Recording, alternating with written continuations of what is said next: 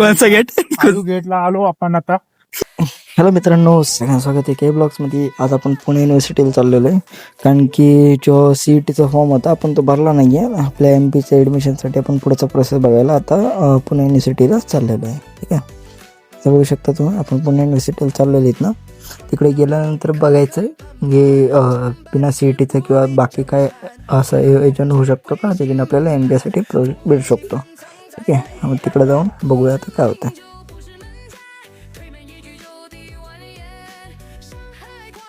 पुणे युनिव्हर्सिटीला आलेलं मित्रांनो, हे बघू शकता इथं लेफ्ट हँड साईडला बोर्ड आहे. ठीक आहे, पुणे युनिव्हर्सिटीचं लिहिलेलं आहे बघा.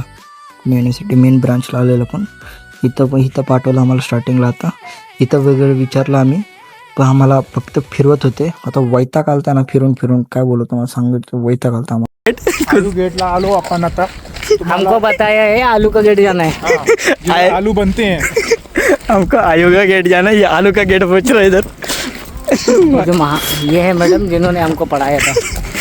हम कुछ पढ़ नहीं पाया. पर बघा मित्रांनो, आपण आलेलं इथं एक चांगल्या माणसाने आम्हाला एक्झॅक्ट सांगितलं जायचं कुठे ते. इथं मग इथं आलो आहे.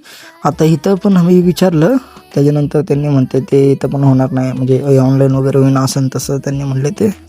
तर बघू आता पुढं काय होते. तर भेटू आपल्या नेक्स्ट ब्लॉगमध्ये. आणि आता जाऊया आपण घरी, आणि उद्या आपल्या परत जुन्या कॉलेजमध्ये तिथं इन्क्वायरी करूया.